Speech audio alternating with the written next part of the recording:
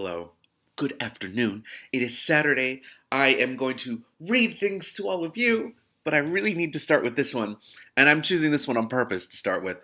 These are, I'm doing these for my Patreon commissions for the month of November. So, Kitty, this is for you. Kitty, this is the sixth part of Sunshine with the splits as designated by you. Thank you. You do a really good job with them.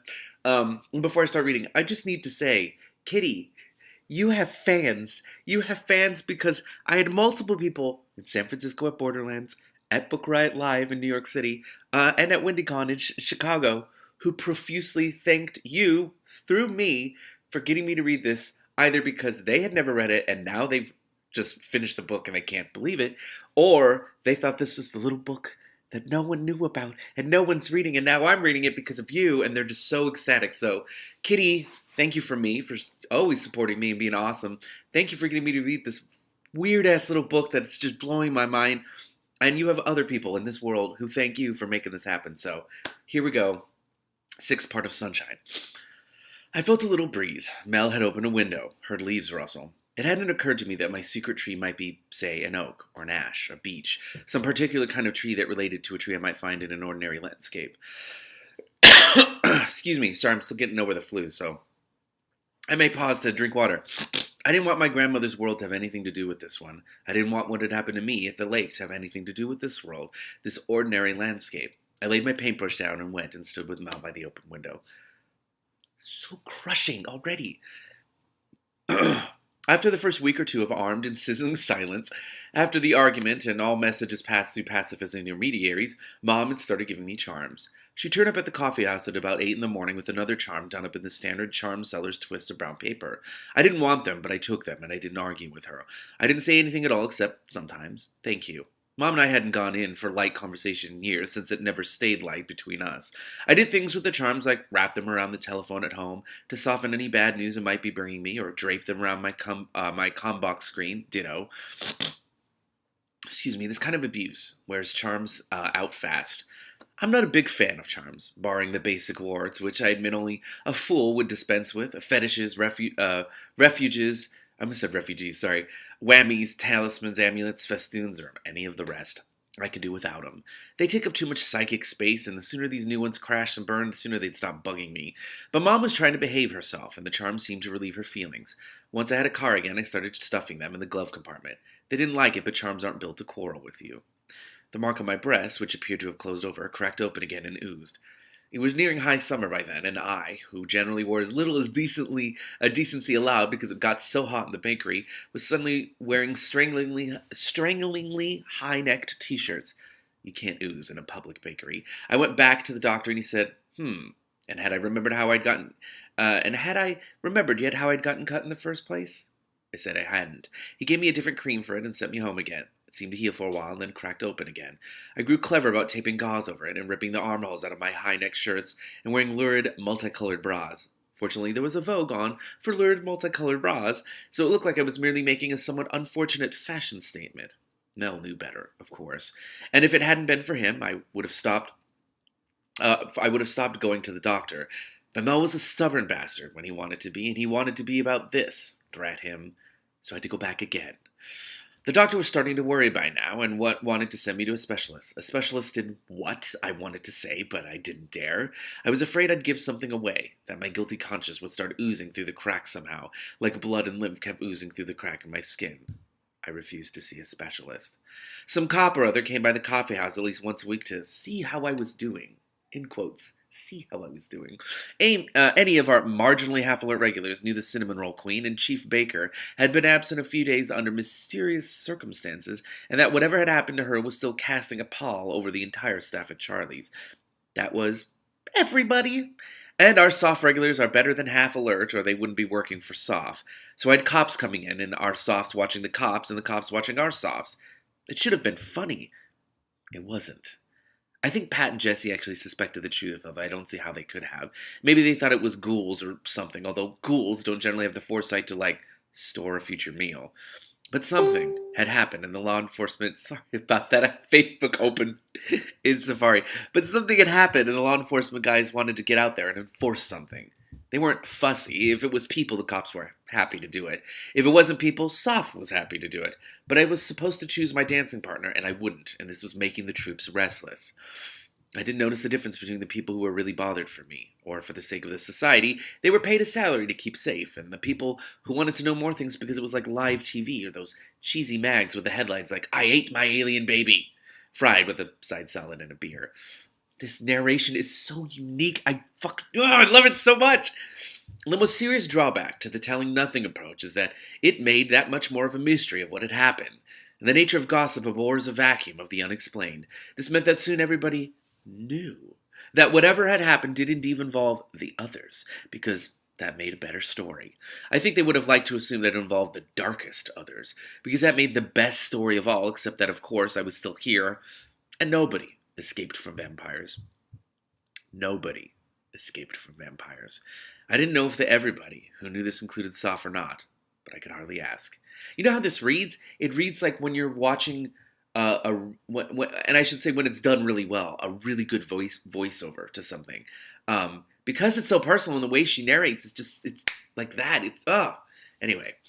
Meanwhile, there were the nightmares. They continued relentlessly to be the nightmares. They weren't getting any better or easier or rarer. There's not that much to tell about them, because nightmares are nightmares on account of the way they feel, not necessarily by the mayhem and the body count. These felt bad. Of course, they always had vampires in them. Sometimes I was being stared at by dozens of eyes that I mustn't look into, except that wherever I looked there were more eyes, and I couldn't shut my own. Sometimes it was just the knowledge that I was in a horrible place, that I was being contaminated by that horrible place, that even if I seemed to get out of it, I would take it with me. The nightmares also always had blood in them, one way or another. Once I thought I had woken up and my bed was floating in blood. Once I was wearing the cranberry red dress and it was made of blood. But the worst ones were when I was a vampire myself. I had blood in my mouth and my heart didn't beat, and I had strange, awful thoughts about stuff I'd never thought about, that in the dream I would think I couldn't think about because I was human, and then I'd remember I wasn't human. I was a vampire. As a vampire, I knew the world differently. I told myself that those 2 days at the lake were just something that had happened. That's all. The dreams were like the wound on my breast. My mind was wounded too. The bruises and scratches were the superficial stuff. Of course, they healed quickly, and everybody dreams about vampires. We grow up dreaming about them. They're the first and worst monster that lives under everybody's bed. You do get mad weirs or a demon that's tired of passing for human and not being able to do the less attractive demon things, but mostly, it's vampires. It's interesting because through this, you can see the cultural themes and the things that are very common in a place like this. It's so fascinating. I never dreamed about the funny not haha thing was how hard I was trying to forget about him too. He'd saved my life, sure, but he destroyed my worldview in the process. The only good vampire was a staked and burned vampire, right? So what if he'd shown a little enlightened self-interest about me, as well as having a sense of honor straight out of some 19th century melodrama with dueling pistols and guys who said things like "begone, varlet," which was how I'd lived long enough to present him with an opportunity to display enlightened self-interest. He was still a vampire, and my brain wouldn't go there, was still dead.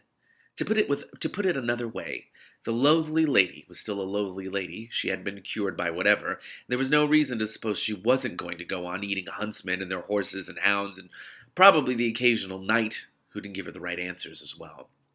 I didn't think there was a word for a human so sicko as to rescue a vampire, so he could go on being a vampire. Because no one had ever done it, period, before. But this is a new world, and she can't think that way. It's just, When I woke up out of one of those nightmares, I didn't dare go back to sleep again, and they kept coming. So after a few weeks, I segued from being flipped out and exhausted by what had happened to being flipped out and exhausted from being flipped out and exhausted. During this first time in my life, I didn't want to read lots of news reports about other activity. There seemed to be more of them around. Some of it was okay. There was another long, heated debate as a result of some statistical reviews stating that the numbers of those afflicted were rising, about whether incubi or succubi were living or undead, which is an old argument, but no one has ever settled it. The obstacle to scientific study is that the moment the psychic connection is cut, your object of investigation disintegrates. And by seizing one of those things for a scientific study, you are ipso facto severing the link. at least until the Global Council decides it's okay to keep a human being as a thing thrall, which is at present, even for the purposes of pure research, highly illegal, although the official language talks about corporeal and non-corporeal subjugation. The reason it's such a hot topic is that while incubi and succubi are a relatively small problem, some people think that finding out how they work would give us a handle on vampires, which is absolutely number one on everyone's list about others, and the medical guys can cure someone who has been a thing thrall, which isn't an option with vampire dinners. Well, usually they can cure someone who has been a thing thrall if they haven't been one for too long. There was a project drawn up not too long ago with a list of volunteers to be thing thralls, but that never got off the ground, maybe partly because the ubis, I like how it's abbreviated, just ubis, just the succubi, incubi, the ubis, like choosing their own prey and a bait on a string doesn't interest them, but mainly because there was this huge public outcry against it. Mind you, you have to wonder about the volunteers. Ubis may be a bigger problem than anybody knows because thing thralls are usually having a very good time, and it's their loving friends and families, sometimes their pissed off colleagues, that start to wonder why they're sleeping 12 or 14 hours a day and spending the rest of the time looking like they just had amazingly terrific sex. Nobody knows whether thing thralls really are having sex with their things either, or whether they only think they are. But even the best sex your nerve endings can be made to imagine they're having has to be balanced against the fact that your IQ tends to drop 1 point for every month you're a thing thrall. The cleverer ubis cut and run before the brain drain gets obvious, and a lot of people aren't using their brains to begin with and don't miss them.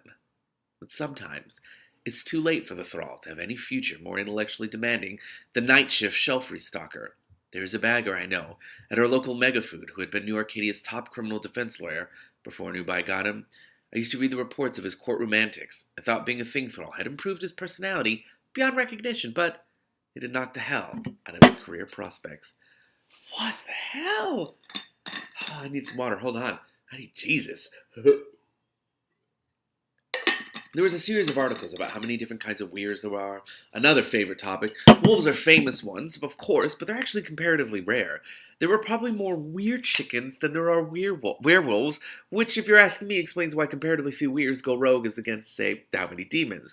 And possibly why the black market in anti-change drugs is so slick, although the idea of black marketers, or marketeers with either a sense of humor or of compassion is maybe stretching it a little. Most likely the weird chickens will pay anything for the drugs, and do.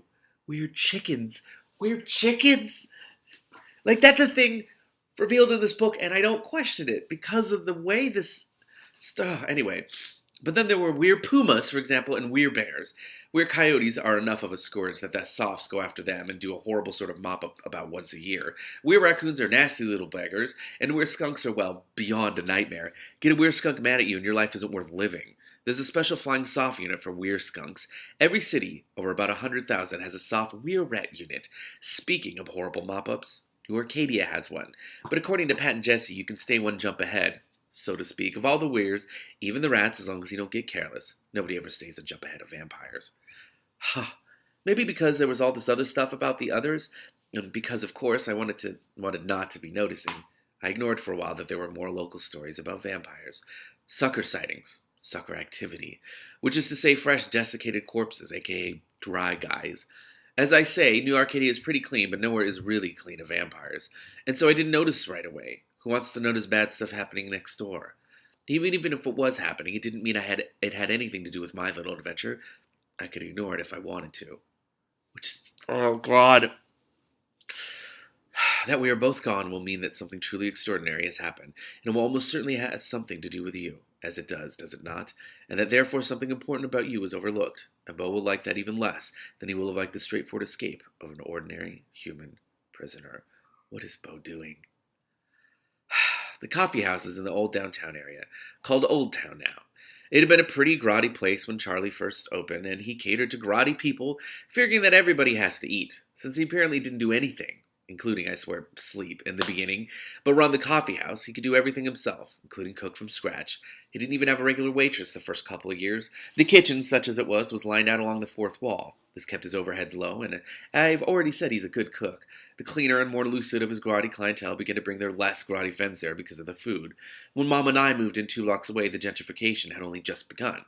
Begun enough that Mom wasn't totally stupid to move in, but There were still drunks and hypeheads on more corners than not, and Ingleby Street was still all old bookshops, the kind where walking in the door puts you at immediate risk of being crushed to death by a toppling pile of crumbly yellow magazines no one has looked at in 50 years. This nearly happened to me when I was 12, and the owner was so relieved I wasn't going to tell my mom on him. My mom even then had a local rep as someone he didn't mess with, that he gave me a great deal on them instead. This motley assortment included an almost unbroken run of vampire tales and other eerie matters from the 60s, which, among other things, included the first serial publication of the early, less controversial volumes of blood lore.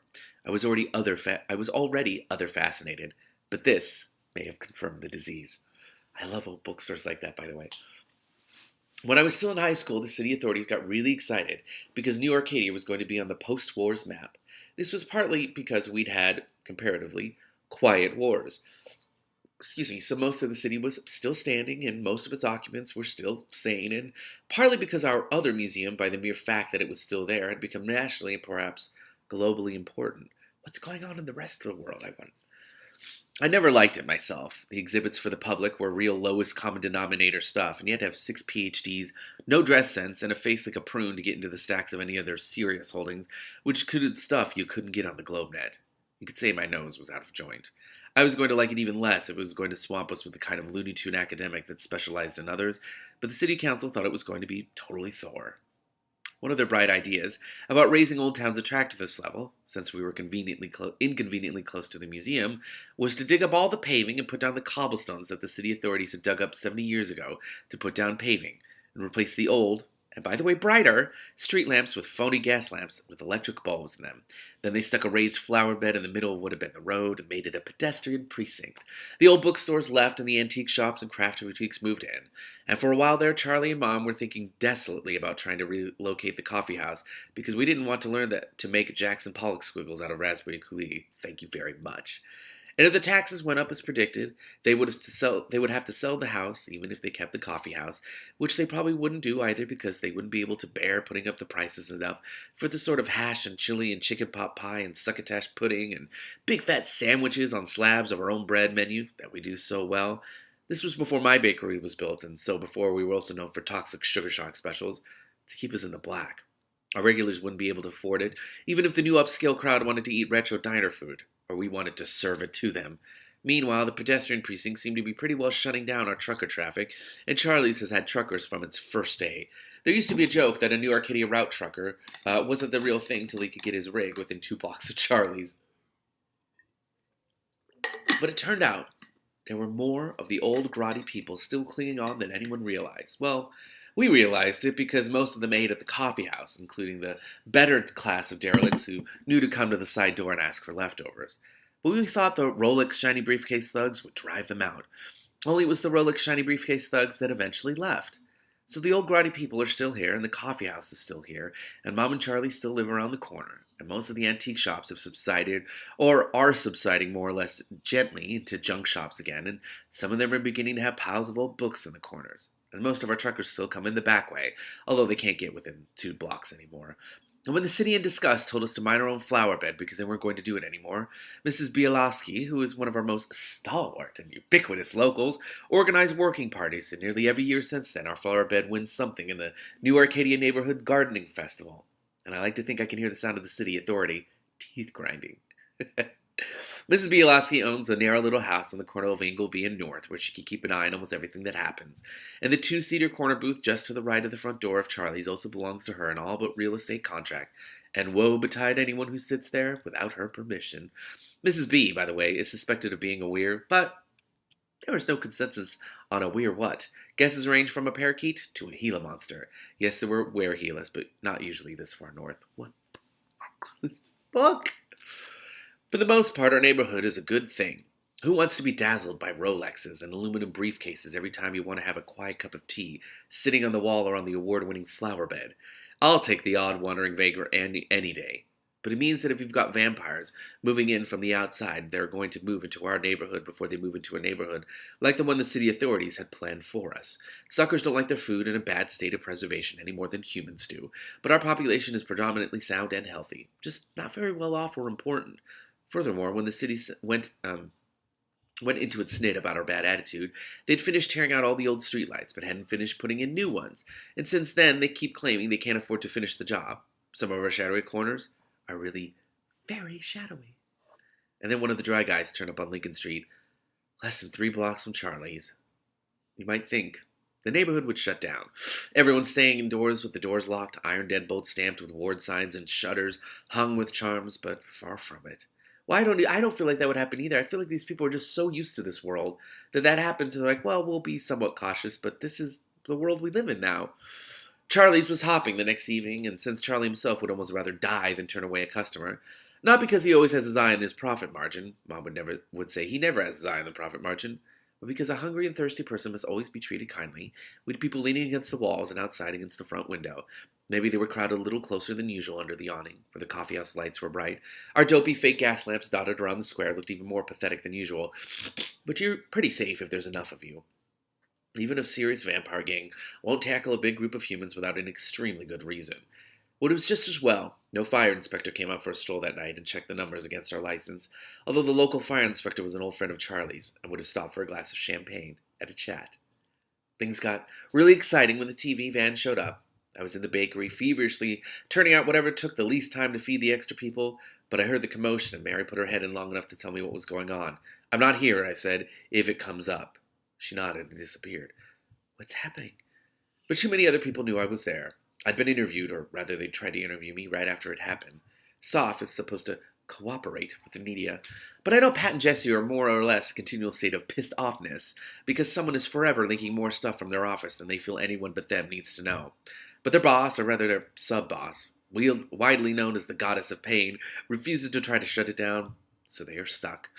In this case, it meant that it had got leaked, that SOF was very interested in whatever had happened to me, even if I hadn't given them any reason to be interested. And even though apparently nothing else had happened since, if I developed a writer, like an incubus or a hitch, from a demon having me on a tether, there are signs if you're looking. So now, Mr. TV, roving in-your-face reporter, exploring neighborhood response to a sucker in our midst, wanted to interview me, and at least 8 people told him I was on the premises. Mom, for good or bad, had gone home. She hates packed-out nights, and in theory, we didn't need her. She would have given Mr. TV pain-in-the-butt interviewer something to think about. It mightn't have been such great publicity for Charlie's, but we don't really care what local TV thinks of us. Charlie is great at blandishing. Few people can resist him when he's in full blandish, but he's nowhere near as good at getting rid of assholes as Mel is, and it was Mel's night off.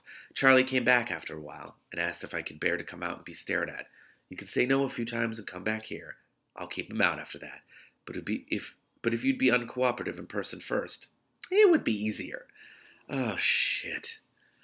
Charlie knew I hated the whole business, which I did, but that wasn't the real problem. The ever-ready for fresh disasters media guys had walloped my bruised and messed-up face on the TV 7 weeks ago, though I'd refused to talk to them. I don't suppose I could have stopped them then. Let me do that again. I don't suppose I could have stopped them, even if it occurred to me to try. I'd thought about it later. I hadn't wanted to, but I did. Did vampires watch local news on TV? 7 weeks ago, they might still have been prying up floorboards where I might be hiding. Most of what goes on TV, even on local TV, gets archived on the GlobeNet within a few weeks, and vampires use the GlobeNet all right. Some people believe vampire tech is better than human. So that's not good. This is not good. Went out front like Charlie asked. Mr. TV was there with his camera slave, half Quasimodo and half Borg. I get that reference now. Mr. TV had amazing teeth, even for a TV presenter. I don't have anything to say, I said. Just come outside a minute where we can get a clear shot, said Mr. Teeth. I wondered if vampires ever got their teeth capped. I went off on a teeny fantasy about specialist fang caps. Probably not. You don't have anything to get a clear shot of, I said. Oh, now you want to leave that up to us, said Mr. Teeth. Grinning even wider, he put his hand on my arm. Take your hand off my arm, I said. I meant to sound huffy, but it came out sounding like a person about to fly into the ozone and loop the loop. Damn. Mr. Teeth dropped my arm, but his eyes, and his incisors, glinted with increased interest. Damn. He made a gesture to the slave, who raised his camera and pointed it at Mr. Teeth. I heard him start in with the TV introduction voice, but there was a ringing in my ears. The scab on my breast started itching fiercely. I kept my hands clenched at my sides. If I scratched, it would start to bleed, and if it started to bleed, it would leak through, and I didn't want the contusion that wouldn't go away to be on the 11 o'clock news, too. 7 weeks ago, I'd been home from the doctor for the first time, and bristling with stitches for the first time, which had been part of the shock effect of my appearance, since they showed. Back then, while I hadn't exactly been aiming for the Frankenstein look, it hadn't occurred to me that I had anything to hide, and I didn't want the little stubbly ends catching on my clothing. I had been avoiding thinking about any implications in a sucker victim found 3 blocks from the coffee house, as I had been avoiding noticing there was more local sucker activity at all. I'm getting very nervous about this interview. I don't think anything good is going to result again. Oh. If I'd been avoiding it less hard, it might have occurred to me that some kind of news gang would turn up to probably a few ravaged expressions and maybe, if they were lucky, some sign of an incipient crack-up out of some of the natives. Possibly not realizing that Old Town always had natives on the brink of a crack-up. The police hadn't identified the body yet. They called it the victim, and nobody at the coffee house was missing anyone. Vampire senses are different from human in a number of ways. The one that is relevant in this case is that landscape, which is all one sort of thing, is more penetrable to the extent of its homogeneity. I had no idea what the homogeneity of TV broadcasting might be from a vampire perspective. I didn't want to know. The camera swung to point at me. I raised a hand against it. No, I said. But, Mr. Teeth said, he was trying to decide whether more smiling was called for or if he should try a frown. I put up my other hand, blanking out most of the lens. Quasi-Borg said, okay, I get the idea, and let the thing sag. If it was still taping, it was getting a good shot of my dirty apron, purple jeans, and red sneakers. Mr. Teeth, the mic still glued under his chin, said, Mrs. Seddon, we only want a few words with you. You must understand that the assaults of any human by the others are always of first importance to every other human, and it is the duty of a responsible media that we report anything of that sort as quickly and thoroughly as possible. Mrs. Seddon, a man died here. I know, I said. Fine. Go report it. Mr. Teeth looked at me a moment. I could see him deciding on the hard man approach. Miss Seddon, it is very plain to many of us that whether you wish to discuss your experiences or not, you too have been a victim of another attack, and the fact that a mere few weeks later a vampire victim should turn up near your place of employment cannot be considered insignificant. 2 months, I said. Not a few weeks. Miss Seddon, he said, do you still deny that you were set on by others? I don't say anything. One way or another, I said. I don't remember. Miss Seddon, she told you she has nothing to say to you, said Charlie. I think that's enough. He was so rarely hostile. I almost didn't recognize him. In the back of my mind, a thought was forming. If he can get rid of a tanked-up 6.5-foot construction worker with a few friendly words, which he can, and if he just failed a few minutes ago to get rid of a tanked-up on his own unimportance TV asshole because he had been unable to get confrontational about it, what does it mean that he's suddenly feeling so antagonistic toward Mr. Responsible Media Reporter now? I didn't like the answer to that question. It meant that he thought Mr. Responsible Media and our suddenly overwatchful Pat and Jesse and their friends were right about what had happened to me. How could they tell? I hadn't said anything, and nobody gets away from they couldn't think it was vampires. Mr. Responsible Media was looking rebellious. But this was my country. I was Cinnamon Roll Queen, and most of those assembled were my devoted subjects. Hey, leave her alone, man, said Steve, idly rolling up to stand next to the counter stool he'd been sitting on. Steve isn't Major League tall, but he is Major League in the looming unspoken threat department. Things had gone kind of quiet in the last few minutes while everyone watched me refuse to be interviewed, and now they went quieter yet. 1 or 2 other people, that is to say, guys, stood up just as idly as Steve had. I was suddenly glad it was Mel's night off after all. Under the good old boy exterior, he had a temper on him, and he'd been feeling kind of protective of me lately. Over Mr. Responsible Media's shoulder, I met Jesse's gaze. He and Pat and John were sitting squashed together at a 2-person table. I could see that by their stillness, that they weren't standing up. And I didn't have to think too hard to figure out that this was because they knew Mr. Responsible Media would recognize them as softs and they were giving me a break. Because they knew I needed a break. Skegging damn. All right, muttered Mr. Responsible, and he waved at his camera slave, and they left the coffeehouse reluctantly. Thanks, I said to everyone generally. I patted Steve's ham-like shoulder on my way back to the bakery and sent him 3 cranberry and sprouted wheat muffins via Mary, which were his favorite. It didn't come out again till closing, although Mary came in a few times to tell me what was going on. She had her break in the bakery, too, so she could tell me in detail about the interview Mr. Responsible had with Mrs. Bielowski, who knew how to play an audience. She'd learned a lot in the years of running our flower bed, and she'd never been somebody any sane person would want to jerk around. Mary had me laughing by the time she had to go back to work. I do like that all these people in this community care about her so much. It's really cool. Jesse came in right after Mary left. It was like he'd been listening at the door. He stood there looking at me. I went on hurling large spoonfuls of batter into millions of muffin cups. Muffin cups. Muffin cups in my bakery were real sorcerer's apprentice material, like the dough for the cinnamon rolls every morning. Could have stood in for the blob. There isn't room to hang around back here, I said. There wasn't, although people often did. It was illegal to have customers back here, but the local food inspectors were all Charlie's friends, just like our local fire inspector was. We'd had the head inspector's daughter's 15th birthday party here about 6 months ago. The story was that the coffee house was the compromise reached between the party her parents wanted her to have and the party she wanted to have. I made 6 chocolate chip layer cakes for the event and chocolate butter alphabet cookies to spell out Happy Birthday, Kathy, over the frosting, because I don't do fancy decorating. Life is too short. And they were all gone that evening. Some of her friends were still coming back. I was going to need a second apprentice if Charlie's became a haunt of teenage boys. Mary was in here for 15 minutes. You tell time real well, I said. Is that an important skill in Soph? Mary will fit on the school. You won't. I kept a stool wedged in the one semi-free corner that wasn't next to the ovens for staff on break or anyone else I felt like letting into my territory. No Soph was on that list tonight, and I wasn't in a good mood. Jesse went and sat on the stool. He did fit. Soph made you keep in shape to keep your job. No lard butts there. The Sophs weren't that much easier to keep topped up than teenage boys. All that fitness makes you eat. Pat in particular could put it away. When he sat on that stool, I had to keep a sharp eye on him. He could make whole loaves of bread disappear in moments. I opened the oven doors and dragon breath roared into the room. I shoved in muffin tins. I closed the doors and set the timer. I dumped the bowls in the sink and turned on the water. The coffee house doesn't have the most efficient layout in the world, and the dishwasher is in the main kitchen. When I had time, I washed up my own stuff. I made as much noise as possible. Ray, said Jessie at last. Yeah, I said. We're on the same side. I didn't say anything. Are we? Am I sure I'm on the right side anymore? It was a very pretty conundrum. People don't escape from vampires. Since I'm alive, it wasn't really consorting with the enemy. It was just something that happened. Yeah, and it just happened that I could keep the sun off a vampire. It wasn't him I needed to forget. It was me. It was what I had done. I have no idea where this book is going, but Kitty, this is so good. Thank you so much. Thank you so much. I adore this book. It's fantastic. Till we meet again, thank you very much.